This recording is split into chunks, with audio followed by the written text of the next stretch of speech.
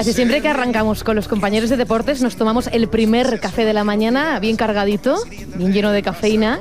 Y ahora, Antonio, te propongo que nos tomemos el segundo con un poquito más de sosiego, con cafeína, pero también con un poquito de leche, que si no acabamos eléctricos. Y por cierto, creo que tenemos que felicitar a nuestro invitado porque, lecturas políticas aparte, si no nos hemos informado mal, el lunes cumplía años, 70 para más señas. Julio Anguita, muy buenos días. Buenos días.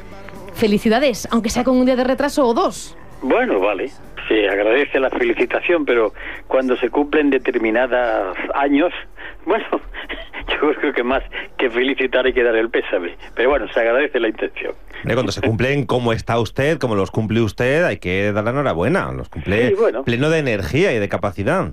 Bueno, en todo caso lo que tengo intocable es la ilusión, esa nunca la he perdido. La ilusión y la energía, insisto, porque el sábado pasado le escuchábamos hablar en Badajoz.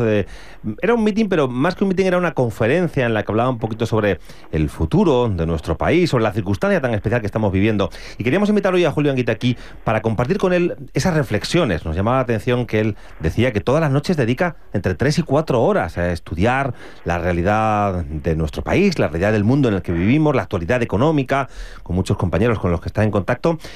Ahora realmente se ha vuelto usted más que nunca un estudioso del mundo que vivimos, ¿no? Yo siempre he sido estudioso, es decir, siempre he mantenido y sigo manteniendo que los dirigentes políticos tienen que dedicar horas a estudiar.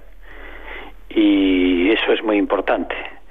Todo el que está en política tiene que aprender mucho, porque tiene mucho que aprender también así, y puede enseñar. Dirigentes que no estudian, malos dirigentes son. Y ahora, como estoy jubilado, aunque tengo cosas que hacer y me he puesto ahora a hacer la tesis doctoral, que la dejé medio terminada cuando fui elegido alcalde, pero llevo años con la cuestión de la crisis, y voy y no me pierdo ninguna conferencia, recibo informes económicos, porque creo que estamos ante una situación muy difícil, que ya se veía venir, ¿no? Pero bueno, ya la tenemos aquí en lo alto. Pues a lo mejor podría hacer su tesis sobre esos asuntos que estudia tanto. No me quiero quedar con la curiosidad sobre qué va a versar o termina de versar su tesis. La tesis es igual que la tesina, que también fue de investigación, es la desamortización eclesiástica en Córdoba, es decir, el traspaso de bienes de la Iglesia a manos privadas, porque la hacienda española de entonces, la hacienda de Juan Álvarez de Mendizábal, tenía problemas de pago, como ahora. Y entonces acudieron a una medida que fue una locura, una tontería, que fue quitarle a la Iglesia sus propiedades, que eso me parece bien, pero las vendieron después a 4 gordas, entre una oligarquía. Aquello no sirvió para hacer una clase media campesina, sino al contrario, para hacer todavía más ricos a los ricos. Nos gustaría analizar con usted el panorama que vivimos, ya lo apuntaba mi compañero Antonio, pero también mirar, aunque sea pues desde arriba, con una vista de pájaro, los resultados electorales. Hay quienes han interpretado lo que ha ocurrido como el principio del fin del bipartidismo. Ya tenemos mayoría absoluta del Partido Popular, pero tenemos también 13 grupos en la Cámara. Decíamos el lunes, abríamos así. No hemos visto tantos colorines casi desde el comienzo de la democracia en este país. ¿Coincide con este análisis, con que sea el principio del fin de ese bipartidismo? Bueno, yo no me apresuraría tanto a decirlo, teniendo en cuenta que existe una ley electoral que se hizo para que el bipartidismo se instalase en España. Esto es un designio norteamericano del año 1945. En recientes informes desclasificados de Secretaría de Estado de Estados Unidos, publicados ya, se plantea que en España, estoy hablando del año 45, tiene que haber una transición pacífica en la que haya 2 partidos políticos. Ellos dicen uno demócrata y otro socialista. Y después se han aplicado a que eso sea así. Colaron, metieron el gol de la ley electoral, que el Partido Comunista de España entonces lo aceptó, yo creo que tontamente, y como consecuencia de eso, pues estamos viendo que una formación, por ejemplo, como Izquierda Unida, podría tener 25 diputados, o que los nacionalistas, que han sacado la mitad de votos que Izquierda Unida, tengan 5 diputados más, y demás aberraciones del sistema electoral, por ejemplo, Asturias, que está dividida en 3 circunscripciones electorales, o Murcia en 5, auténticos disparates que van en contra del sentido auténtico de la democracia. Sí, lo que pasa es que de esto se habla siempre antes de las elecciones y una vez que terminan las elecciones se acabó el debate hasta dentro de 4 años. No, Izquierda Unida lo ha planteado muchas veces. Yo recuerdo haberlo planteado el 13 de mayo de 1998, proponiéndole al PSOE un acuerdo, un pacto, e incluía eso, y posteriormente en el Congreso de los Diputados, Gaspar Llamazares ha defendido el cambio de la ley electoral. Estamos continuamente sintiendo en esto, ¿no? Y a partir de ahora se ha abierto una nueva etapa. Vemos que Mariano Rajoy acaba de ganar las elecciones y ya está todo el mundo presionándole para que haga algo. La bolsa y el mercado parece que le exigen nuevos sacrificios en el altar de los altares. Hace unos cuantos meses, cuando hablábamos la primera vez, señora Anguita, nos decía usted, vamos de cabeza al desastre. A mí me gustaría repreguntárselo hoy. ¿Vamos de cabeza al desastre? Primeramente ya hemos empezado a entrar, pero todavía no hemos llegado al fondo. Y lo estamos viendo en este proceso desde que usted dice que yo le hice esa afirmación, lo cual es cierto que así lo pensaba. El desastre, gane Mariano Rajoy o no haya ganado Mariano Rajoy, cuando dicen es que no sabemos cuál es el programa de Mariano Rajoy, ¡qué tontería! El programa de Mariano Rajoy es ponerse a las órdenes de lo que diga la señora Merkel, que ya se lo ha vuelto a decir. Va a tocar las pensiones, a pesar de lo que dijo el otro día en televisión, va a tocar las pensiones. ¿Por qué? Porque no tiene más remedio.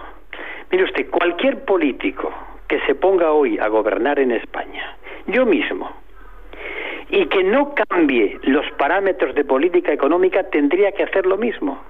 El problema es que yo no me meto en ese callejón sin salida, no me metería. Va a tocar las pensiones, va a hacer el despido más barato, va a recortarle a los funcionarios, va a subir el IVA. Y todas esas personas que el otro día fueron a votar pensando que no iba a ocurrir eso, pues va a ocurrir, pero repito, va a ocurrir porque tanto el PSOE como el PP se han metido en un callejón sin salida. Recuerdo que hace ya casi 20 años, cuando yo planteaba el tema de Maastricht en nombre de Izquierda Unida, advertía que esto va a pasar, ya pasó. Pero la novelería de la Europa, y yo soy europeo y creo que tenemos que llegar a una Europa federal, pero esto que hay ahora es una auténtica novelería en beneficio exclusivo de Alemania, que es la que ha sacado la gran tajada del euro. Señora Anguita, usted, claro, plantea que no le hubiera gustado, que no le gustaría llegar ahí, a meterse en ese callejón sin salida, pero ¿qué propondría usted? Mire usted, es que yo no me quiero evadir, nunca me he evadido de nada, pero es que yo, si llego a ser presidente de gobierno, antes le he dicho a la gente que yo nacionalizo la banca, ¿está claro? Y que creo un nuevo sector público, y que hago una política fiscal donde meto en la cárcel a todos los que estafan impuestos, y a los de los paraísos fiscales les quito el capital. Estoy hablando de una manera para que me entienda la gente. Y si el pueblo español me vota, lo hago. Lo que yo no sería presidente llegando al voto, engañando a la gente y de pronto tener que desdecirme de lo que he dicho. ¿Por qué? Porque yo este sistema no lo acepto, pero lo he dicho siempre en campaña electoral. Por tanto, si yo llegase a ser presidente después de decir a la gente estas medidas, claro que las haría, porque tendría a la gente de mi lado. Pero ahora, colocan a mí ahora de presidente, no sé qué nombre de qué cosa, pues claro, tendría que hacer esta política. Lo que pasa es que yo no la hago, me niego. Por eso digo que cuando la gente espera el milagro de que Rajoy, Rodríguez Zapatero, Rubalcaba, yo creo que a veces es ganas de engañarse. Y si queremos arreglar esto hay que tomar medidas muy drásticas, que necesita que el pueblo salga a la calle y apoye a un gobierno que tenga valor suficiente de meter en la cárcel a tanto ladrón y a tanto delincuente, que los hay. Mire usted, estamos hablando de Grecia. ¿Cómo es posible que en Grecia hayan evadido los capitalistas griegos 280.000 millones de euros, el 120% de su Producto Interior Bruto, y no los hayan metido en la cárcel? El drama de los políticos griegos, su responsabilidad tremenda, es que no han sabido gobernar para meter a esta gente en la cárcel. Pues aquí ocurre lo mismo. Aquí hay dinero que se va fuera. Aquí hay gente que estafa, que ha vivido, que se lleva sueldos extraordinarios de las cajas de ahorro, que está robando dinero de los españoles y están en la calle. Entonces, quieren un gobierno fuerte, pero para que un gobierno fuerte sea un gobierno fuerte, la gente tiene que estar apoyando esas medidas. Ahora, ir a la calle, a las urnas, votar y a esperar que el líder de turno me resuelva el problema, eso no va a ocurrir nunca. No lo van a resolver. Mariano Rajoy va a hacer lo que tenía que hacer, lo que le están diciendo los poderes europeos. Esa frase que tanto ha sonado en la redacción estos días, ¿no, Antonio? ¿Cómo era? Elegimos al capataz, no al amo. No la oigo. Creo que pronunciaba usted estas palabras. Voy a pedirle a mi compañera... Es que le oigo muy mal, muy lejos ahora. Pues le vamos a pedir a nuestra compañera que solucione ese problema. Decía que ahora. Una de sus expresiones que ha trascendido estos días y que, de hecho, nos ha hecho pensar sobre ella preparando la conversación que mantenemos ha sido esta expresión, la de elegimos al capataz, no al amo. Sí, efectivamente. Pero no lo han visto ustedes. Si se cambia la Constitución española, que tantos años diciendo ellos que no se podía tocar, y en 48 horas hacen esa inmensa y fullería, esa chapucera modificación de la Constitución, en donde no es cuestión del déficit, a los españoles se le ha pasado por alto una cosa, lo que se ha aprobado dice que el pago de la deuda es prioritario, es decir, que si no hay dinero para pagar, pues primero se paga la deuda a los bancos, a los bancos se le paga la deuda y después se pagan las pensiones y los salarios. Esto es lo que se ha aprobado y lo han aprobado los dos, ¿Y por qué? Porque el Banco Central Europeo le dirigió una carta al señor Zapatero diciéndole hay que hacer esto. No hemos tenido gobernantes, hemos tenido criados, lacayos de la Unión Europea y hemos elegido un nuevo lacayo. Pero bueno, ¿será que nos van a marcha? Porque cuando el pueblo vota, lo podrán engañar, pero como dice el árabe, la primera vez que me engañaste la culpa fue tuya, la junta ya empieza a ser mía. Yo creo que la gente ya tiene que espabilar un poquito. Habla usted de términos duros como, por ejemplo, el fascismo financiero, sí. Que además nos llevan a la muerte de la democracia. Sí, mire usted, es el problema de la civilización occidental, que la muerte de la democracia la estamos viendo. No fue la reforma de la Constitución. Vamos a ver, hemos elegido unos diputados y estos diputados eligen a un gobierno. Gobierno español, la soberanía del pueblo, y perdonen la expresión, y un jamón. Resulta que el presidente electo por los españoles está a las órdenes no de lo que le diga la Unión Europea, sino la canciller de Alemania o el señor Sarkozy, que son dos estados muy importantes. ¿Eso no es la muerte de la democracia? ¿No es la muerte de la democracia que la Constitución española es el documento que más se incumple? ¿Qué pasa con el artículo 31 donde habla de la fiscalidad progresiva? Es al revés, regresiva. ¿Qué pasa con el título 7º de la Constitución que habla que toda la riqueza del país está subordinada al interés general? Eso es mentira, no se está cumpliendo. ¿Qué pasa con el rey que todavía no ha jurado la Constitución, incumpliendo el artículo 62 de la misma? Bueno, ¿dónde está la democracia? ¿Dónde está la famosa Constitución? Entonces, todo esto es una inmensa chapuza que la gente se traga. Pero bueno, y los que lo hemos dicho esto y lo seguimos diciendo, nos miran con horror, porque muchas veces la gente le pasa como aquella canción de doña Concha Piquer: prefiero vivir soñando a conocer la verdad. Para evitar llegar a ese pozo al que nos referíamos, algunos han planteado la posibilidad, de hecho lo vemos en Italia, en Grecia, no sabemos si ocurrirá así en España, de los gobiernos de tecnócratas. Lo pregunta Juan Jesús Montalvo en este momento en nuestro muro. Escribe así: señora Anguita, confía usted en la política, en los políticos actuales, y nosotros le repreguntamos, ¿se ha dejado de confiar en los políticos y se deposita esta confianza en los técnicos? Mire usted, eso es, perdonen la expresión, es el último rebuzno. ¿Cómo que esos señores no son políticos? ¿Sabe usted quiénes son esos señores? ¿Técnicos? ¿Irreprochables? Pues han sido funcionarios de Goldman Sachs, la empresa que manipuló los datos del gobierno griego. Son funcionarios del Banco Central Europeo, tanto el presidente de Italia, el nuevo presidente de Grecia, el señor del Banco Central Europeo. Todos son altos funcionarios de la banca. ¿Qué es eso de técnicos asépticos? ¿A dónde van a remar el agua? ¿A la sardina de la banca? Pero es que eso de que cuando se elige un presidente que no es político, que es técnico, es el penúltimo engaño que se le hace al pueblo español. Me recuerda aquel dicho de Franco. Le decía a un ministro: haga usted como yo, no se meta en política. Y él que era jefe de Estado. Pero claro, estamos jugando con el tema, no, política no, ahora técnico. Eso es mentira. Esto es un cuento que la gente se lo quiere creer para, como dije antes de Concha Piquer, engañarse. Estos señores, en el momento en que son jefes de gobierno, son políticos. Y además políticos que yo digo así, deshonestos, porque están no a las órdenes del pueblo griego o italiano, sino a las órdenes de quien le paga, que es la banca. Claro, da la sensación de que hay mucha gente ganando mucho dinero en estos tiempos de tanta dificultad para tantas otras personas, para tantos millones de personas, pero yo le pediría, señora Anguita, alguna razón para la esperanza, alguna luz, porque La verdad es que con este panorama... Pero ¿sabe usted por qué? Porque peleo. Porque no doblo la rodilla. Porque no me da la gana que me engañen. Y porque estoy explicando por ahí muchas veces contra mi descanso, y porque me organizo y estoy militando en Izquierda Unida, en el Partido Comunista, en varios colectivos. Claro que tengo esperanza, pero espero en mi lucha.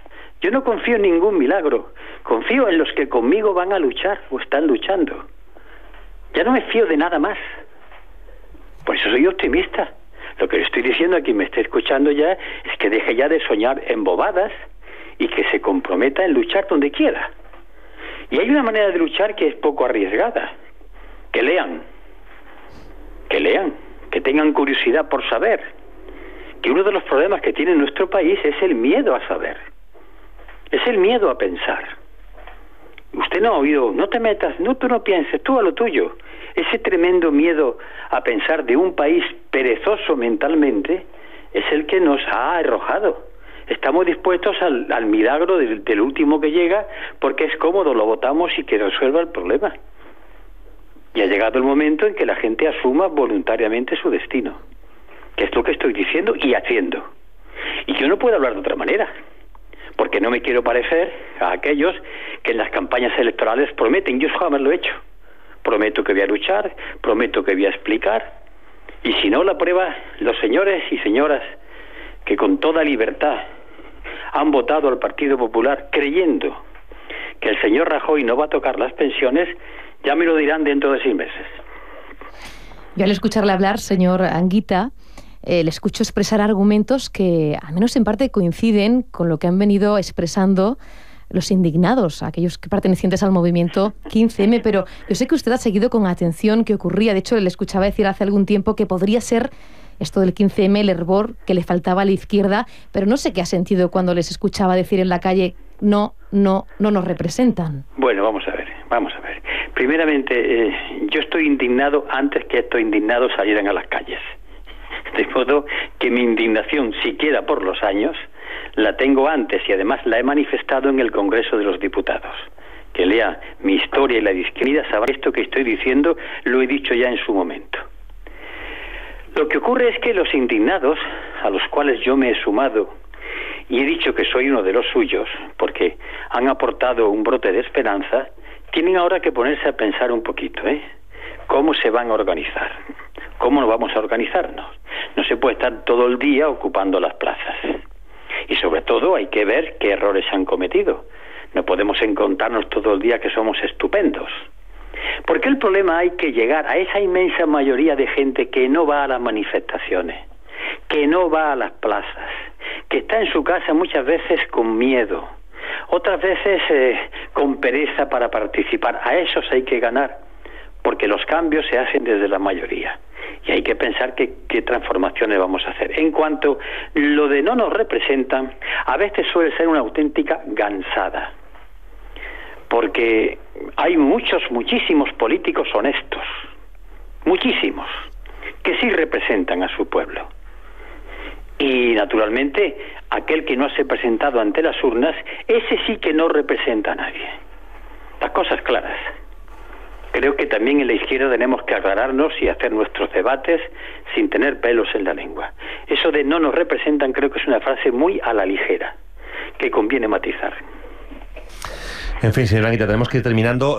Simplemente quería terminar con un detalle un poco más personal, el tremendo cariño que he visto en Extremadura por la figura de Julio Anguita el pasado fin de semana. Nos consta que tiene buenos amigos aquí, que le une una gran corriente de cariño con mucha gente en Extremadura, ¿no? Bueno, yo también hacia ellos. Mi forma de actuar en política ha sido siempre hablar, discutir, decir las cosas claras, escucharlas y volcarme. Eso es el cariño. El político que solamente se acerca a la gente en las campañas electorales, se retrata con niños, los coge en brazos, cosa que yo no he hecho en mi vida, o va a los asilos, o baja a la mina a untarse con carbón para que lo fotografíen las cámaras de televisión, ese es un político distante. El político cercano incluso se pelea con la gente, porque en las relaciones hay de todo, hay acercamiento, hay separación. Eso es tal vez lo que yo puedo sentir por la gente y una parte de la gente conmigo. Es decir, no soy indiferente, pero no soy indiferente porque a mí la gente no me es indiferente. Señor Julio Anguita, muchísimas gracias por sentarse a compartir este café y sus ideas con nosotros, con los oyentes del Sálvame por el Oeste. Muchas gracias a usted. Muy buenos días.